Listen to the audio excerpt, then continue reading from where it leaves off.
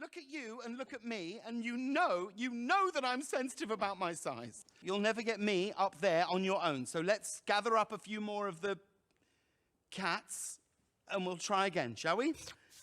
Yep, okay, nice and good. Everybody ready? And 5, 6.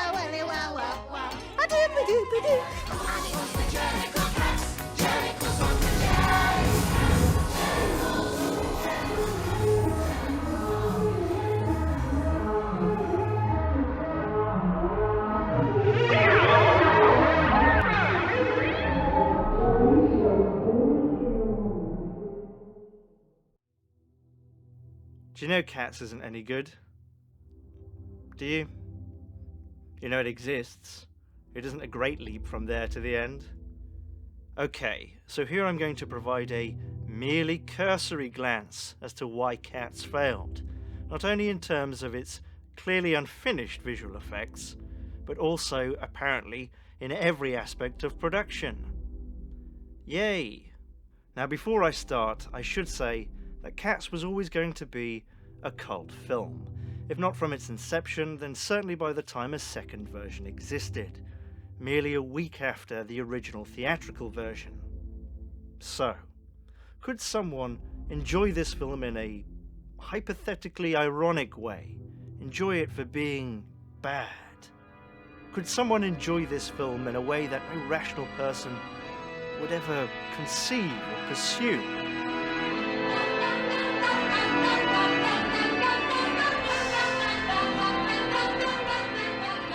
I'd argue that it's not so bad it's good, as it is lazy, lackluster, and with just a hint of artists, but not artistic weirdness, as to be at least somewhat remarkable. You see, this is a film that had a production budget of between $80 and $100 million.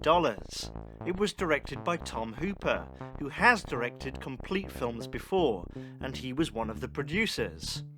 It was produced by, among others, Universal and distributed by them. But look at it. Look at all of it. Look at the feet not touching the ground. Look at the sizes. Look at the inconsistency of the fur to skin. Look at the unfinished asset tracking, the floating faces. And then, when you start looking at all these things, it's easy to forget. Look at the concept. You're going to take a load of people and they're going to pretend to be cats. Like, if you just say it out loud, it's bonkers. But that's where the most fun happens, really. The VFX are a symptom, a very obvious symptom, of a complete lack of care.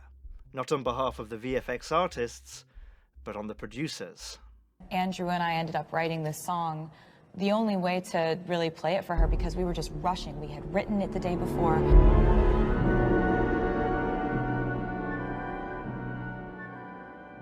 There are a couple of Reddit threads that have comments from people claiming to have worked on Cats.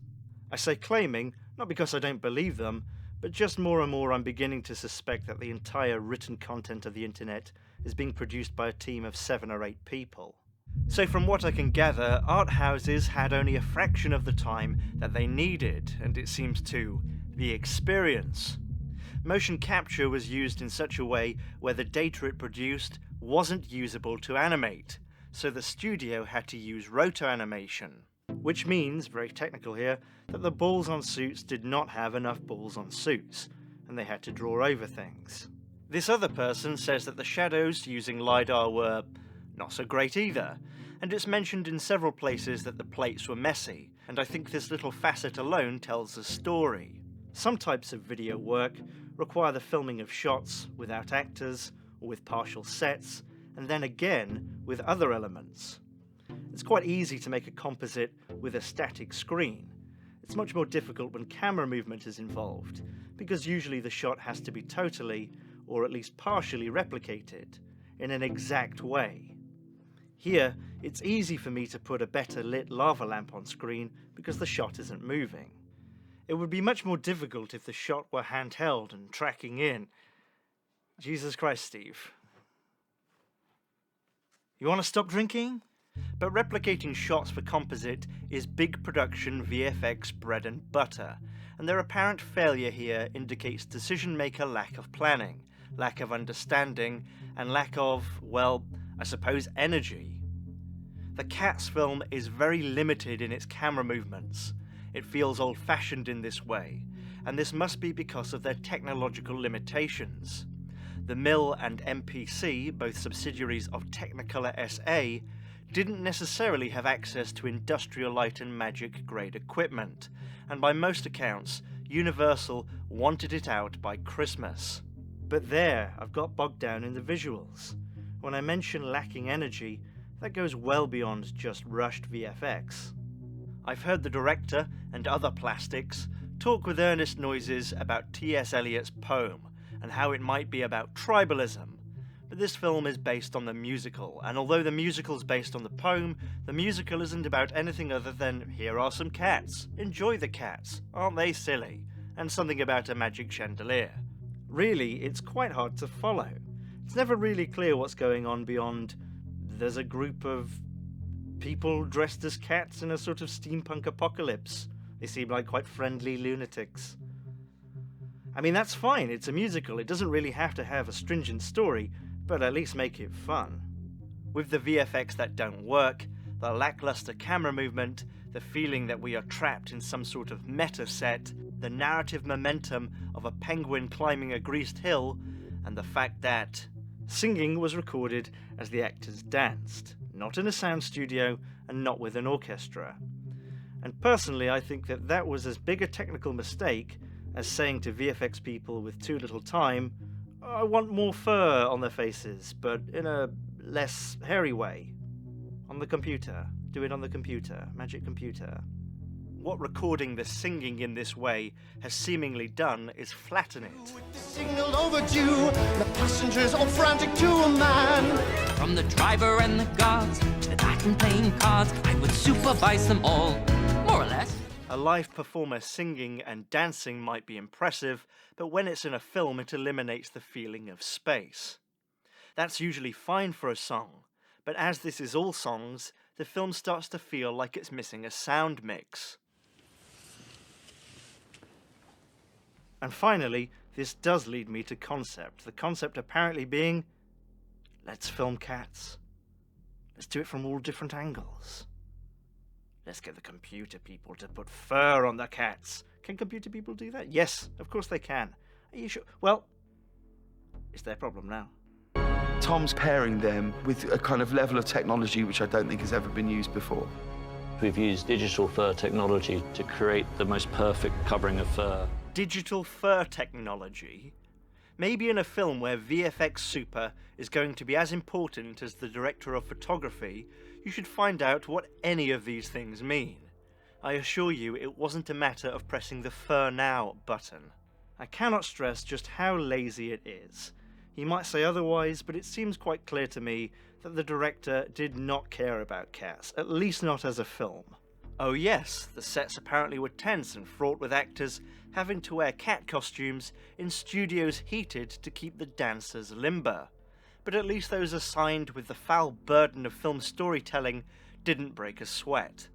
Why doesn't Tom Hooper just direct the next one remotely? Next one? Really, there was no need for this to be digitally made. It's cats. It's about gyrating spandex and rhyming the word cockatoo in a song. Badly. It just needed to be a fun blast, as much celebrating the silly musical as being its own thing. It didn't need the confusion of Ian McKellen looking sort of alright in cat makeup and clothes, contrasting with the startling nakedness of everyone else. Dressing and undressing throughout, like a documentary about naturists working as arc welders. It didn't need Taylor Swift, perhaps the most plastic of plastics, popping in with her high heels and pay me now attitude. And you know, it didn't need the budget. I really don't see why they couldn't have just made up the cats. It's not as if the CGI was ever going to convince me that I'm watching 4 feet tall human-shaped cats. As flippant as it is, I think a business brain in the production should have seen that this could have been made on 25 million with sets, wires and jibs, and just a little bit of campness. It didn't have to look really good. It's cats. I say that because this could have made money. Not Terminator money, but its mishandling of the tone, so that the campiness becomes less fun and more weird, seems to indicate they never really had an understanding of the potential market. Asked why Universal released Cats at the same time as Star Wars, a studio mandarin apparently explained that it was to tap into the young female market. Young female market? Do they mean little girls? Like someone looked at Elsa from Frozen and thought, yeah, in 3 years' time, on every backpack and pencil case, that'll be Mr. Mistopheles. Well, anyway, the conclusion. Cats is the worst of the bad. It's lazy bad. It doesn't try, it just fails. It really seems that Tom Hooper never cared about the film or the project from inception to post-production. And maybe, yes, he couldn't have stopped the film coming out, but he certainly could have tried more on the concept, more than cats, film cats, computer, cats singing, Taylor Swift, cats. See you on Monday, everyone. I don't blame any of the actors, I don't blame any of the VFX people. It just really needed not a year of post-production, but a year of pre-production. But why make a profitable movie when you can just lose 50 million? Anyway, thanks for watching. See you next time. Bye.